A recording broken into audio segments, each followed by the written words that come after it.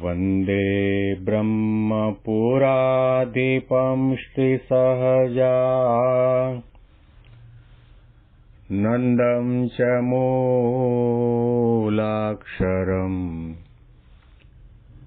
श्रेयस्कारणसद्गुणैकनिलयम् श्रीप्रागजिह्वावत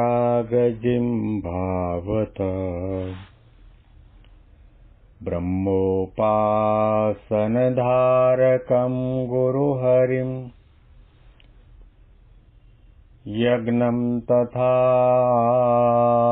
योगिनं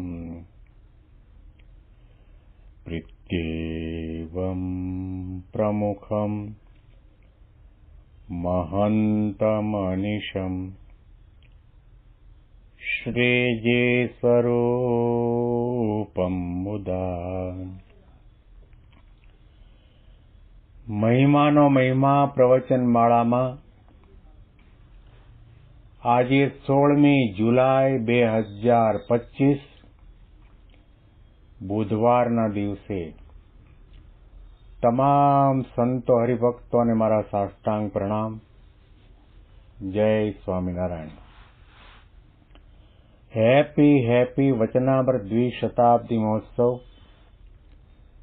happy પ્રમુખ સ્વામી મહારાજ શતાબ્દી મહોત્સવ. છેલ્લા 45 દિવસથી આપણે ગરડા અંત્યનું 25મું વચનામૃત સાંભળી રહ્યા છીએ. અતિ અગત્યનું અને મુદ્દાનું વચનામૃત છે. ભગવાનની પ્રસન્નતા પ્રાપ્ત કરવા માટે મહારાજે પોતાનું દિલ ખોલીને સભા સમક્ષ પોતાનો ગમો અણગમો કઈ કઈ બાબતમાં છે એ બતાવ્યો છે. ખરા ભક્ત થવાનું વચનામૃત છે.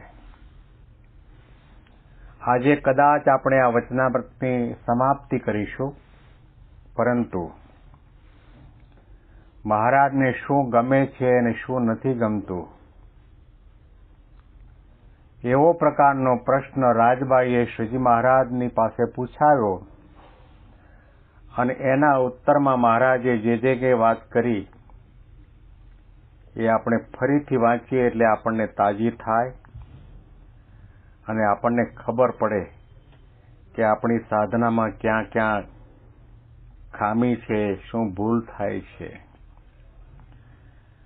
રાજભાઈએ શ્રીજી મહારાજને પ્રશ્ન કરાયો છે, એ સાંભળીએ. પછી શ્રીજી મહારાજને રાજબાઈએ પ્રશ્ન પૂછાયો છે, હે મહારાજ, કયા ગુણે કરીને તમે રાજી થાઓ અને કયા દોષે કરીને કુરાજી થાઓ? ત્યારે શ્રીજી મહારાજ બોલ્યા છે, આટલા તો વચનમાં દોષ છે, તે કયા? તો પોતાના અંતરમાં કંઈક વિશેષ વર્તવાનું હોય તેનું અમને એકવાર કહી દેવું કે હે મહારાજ, તમે કહો તો હું આવી રીતે વર્તું, પણ વારંવાર ન કહેવું છે હે મહારાજ હું આમ વર્તું કે આમ વર્તું, તે તમે કેમ મને કહેતા નથી તે ન ગમે. અને મને પોતાનો ઈષ્ટદેવ જાણે અને વારે વારે મારા વેણ ઉપર વેણ લાવે તે ન ગમે. અને હું કોઈની આગળ વાત કરતો હોઉં અને બોલાવ્યા વિના વચમાં બોલે તે ન ગમે. અને ભગવાનનું ધ્યાન કરવું તથા ધર્મ પાળવો, ભક્તિ કરવી ઇત્યાદિ જે શુભ ક્રિયા કરવાની છે તેને જે ભગવાન ઉપર નાખે, જે ભગવાન કરાવશે તો થશે, તે ન ગમે. અને આમ હું કરીશ એમ કેવળ પોતાનું જ બળ રાખે પણ ભગવાનનું બળ ન રાખે તે ન ગમે. અને જેને બોલ્યામાં પોતાના અંગનો ઠા ન હોય તે તો અતિશય ન ગમે. અને બીજા વ્યવહારિક કામ કરવા હોય તેમાં તો લાજ તથા આળસ ન હોય. અને ભગવાનની વાર્તા કરવી, કથા કરવી, કીર્તન ગાવવા તેમાં લાજ રાખે ને આળસ રાખે તે ન ગમે. અને ત્યાગનો અથવા ભક્તિનો અથવા કોઈ રીતનો જે અહંકાર બોલીમાં લાવે તે ન ગમે. અને સભા બેઠી હોય ત્યારે સૌથી છેલ્લો આવીને બેસે પણ પોતાને જ્યાં ઘડતું હોય ત્યાં ન બેસે તે ન ગમે. તથા કોઈક મોટા તે સભામાં બેઠા હોય અને તેને કૂણી મારીને માગ કરીને પોતે બેસે તે ન ગમે. અને બાય માણસ હોય અને તે પોતાના અંગને ઢાંકીને લજ્જા સહિત વર્તે તે ગમે. તથા ચાલે ત્યારે નીચી દ્રષ્ટિ રાખીને ચાલે પણ ફાટી દ્રષ્ટિ રાખે નહીં તે ગમે. અને અમારા દર્શન કરતા હોય અને કોઈ બાય ભાઈ આવે અથવા કૂતરું નિસરે કે ઢોર નિસરે કે કંઈક ખડખડે તેની સામે વારંવાર દર્શન મૂકીને જુએ પણ એક દ્રષ્ટિએ દર્શન ન કરે તેની ઉપર તો એવી રીત ચડે જે શું કરીએ. સાધુ થયા નહીં તો એનું કંઈક તાડન કરીએ પણ એ તો થાય નહીં. તેમ જે સાધુને કોઈનું તાડન કરવું એ અતિ અયોગ્ય કર્મ છે. અને જે કપટ રાખે પણ પોતાના મનના જે સંકલ્પ તે જેને કહેવા યોગ્ય હોય તેની આગળ પણ કહે નહીં તે ન ગમે. અને માન તથા ક્રોધ તથા કોઈથી દબાઈને રહેવું તે શું? તો પોતાના મનમાં જેવું હોય તેવું બીજાથી દબાઈને કહેવાય નહીં. એ ત્રણમાંના અતિશય ભૂંડા છે. અને હરિભક્તને માહોમાઈ બરોબરિયાપણું રહે પણ એકનો ભાર ન આવે એ પણ અતિશય ભૂંડું છે. લગભગ 15 મુદ્દા મહારાજે ગમા અણગમાના આ વચનામૃતમાં બતાવ્યા. છેલ્લો મુદ્દો મહારાજે એ કહ્યો કે સત્સંગમાં બરોબરિયાપણું રાખે. મેં પણ યોગી બાપા પાસે દીક્ષા લીધી, એમાં શું મોટી વાત છે? ડોક્ટર સ્વામી, મહંત સ્વામી, કોઠારી સ્વામીએ દીક્ષા યોગી બાપાએ લીધી, મેં લીધી છે. અમે બંને ગુરુભાઈ કહેવાઈએ. એ કથા કરે છે તો હું કરું છું, એ એકાદશી નિર્જળા કરે છે તો હું પણ કરું છું. એમાં શું મોટી ધાડ મારી? આપણાથી ઘણા ઘણા ઘણા આધ્યાત્મિક રીતે આગળ વધેલા હોય સંત કે હરિભક્ત, ભલે 5 વર્ષ પહેલા સત્સંગમાં આવ્યા હોય તો પણ એની સાથે બરોબરિયાપણું રાખે અને એકનો ભાર ન આવે, એનો મહિમા ન સમજાય, એના પ્રત્યે આદરની ભાવના ન થાય, એના પ્રત્યે અભાવને અવગુણ રહ્યા કરે તો શ્રીજી મહારાજે કહ્યું કે અતિશય ભૂંડા છે. અતિશય ભૂંડા એટલે કે આપણને આપણા આધ્યાત્મિક માર્ગમાંથી પાડવાવાળા છે. આવું બરોબરિયાપણાનું કે એકનો ભાર ન આવે એવી પ્રકારની સ્વભાવવૃત્તિ જેની હોય એને જતે દાડે મોટા સંતનો પણ અભાવ કે અવગુણ આવે, એમાં પણ મનુષ્યભાવ આવી જાય, એમના ચરિત્રમાં શંકા કુશંકા થઈ જાય.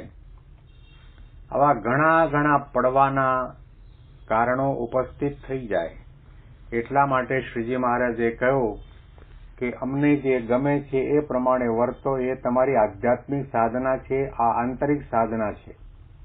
અને અમને જે નથી ગમતું એનો તમે મૂળગો ત્યાગ કરી દો, એનો સંકલ્પ પણ ન કરો, એ માર્ગે કદમ ન માંડો તો અમે તમારા ઉપર રાજી છીએ. આ મુદ્દા તો લખીને દરરોજ એક વખત વાંચી જવાની જરૂર છે. જો આપણે આપણા ઈષ્ટદેવ સહજાનંદ સ્વામી, અક્ષર પુરુષોત્તમ મહારાજ, પ્રમુખ સ્વામી મહારાજના રૂપમાં પ્રગટ છે, એમને રાજી કરવા હોય, એમનો અંતરનો રાજીપો મેળવવો હોય, એમની કૃપા દ્રષ્ટિ પ્રાપ્ત કરવી હોય, એમના અંતરના રૂડા આશીર્વાદ મેળવવા હોય તો મહારાજે કયા એ મુદ્દા નજર સામે રાખીને આપણાથી સાધના, સેવા, સત્સંગના માર્ગમાં કોઈ નાની મોટી ભૂલ ન થાય એનું જો જાણપણું રાખવામાં આવે તો સંત અને ભગવંત આપણા ઉપર રાજી થાય છે. મહારાજે ઈર્ષાનું ખંડન કર્યું છે, માનનું ખંડન કર્યું છે, ક્રોધનું ખંડન કર્યું છે, કપટનું ખંડન કર્યું છે. સ્વભાવ માત્ર છે, આપણને આપણા વ્યક્તિગત જીવનમાં પણ સુખ ન આવવા દે, સામૂહિક પારિવારિક જીવનમાં કે સત્સંગમાં પણ સુખી થવા ન દે. એટલા માટે મહારાજે આ જેવા દુષ્ટ સ્વભાવો છે જીવ સાથે જડાયેલા સ્વભાવ છે એને ટાળવા માટેનો પ્રયત્ન કરવામાં આવે અને આપણા પ્રયત્ન કરી ન ટાળતા હોય તો મોટા સંતની આગળ નિષ્કપટ ભાવે વ્યક્ત કરી દેવામાં આવે કે સ્વામી, હું ઘણો પ્રયત્ન કરું છું, પ્રાર્થના કરું છું, છતાં પણ મારું માન ટળતું નથી, મારો ક્રોધ જતો નથી, કપટ અને દંભ રહ્યા કરે છે, દેખાડો કરવાની ભાવના આવ્યા કરે છે, મને આ સંતના માટે કે આ હરિભક્તના માટે ઈર્ષાનો ભાવ જાગે છે, એના માટે અણગમો છે અને અભાવ છે. નિષ્કપટ ભાવે થઈને તમે પ્રાર્થના કરો અને જેવા છો તેવા ઉઘાડા થઈ જાઓ તો ભગવાન અને સંત એટલા દયાળુ છે કે આપણા સ્વભાવને, આપણા દોષોને, આપણી વાસનાને, આસક્તિને ટાળી બાળી નાખે. અહીંયા આગળ આ વચનામૃતની આજે આપણે સમાપ્તિ કરીએ છીએ અને હરિભક્તને માહોમાઈ બરોબરિયાપણું રહે પણ એક એકનો ભાર ન આવે એ પણ અતિશય ભૂંડું છે. ઇતિ વચનામૃતમ. એવી રીતે ગરડા અંત્ય પ્રકરણનું 25મું વચનામૃત જે તે થયું. આ વચનામૃતની આજે 45મા દિવસે સમાપ્તિ કરીએ છીએ. આવતીકાલે આગળના વચનામૃતનો આપણે પ્રારંભ કરીશું. તમામ સંતો હરિભક્તોને મારા સાષ્ટાંગ પ્રણામ. જય સ્વામિનારાયણ.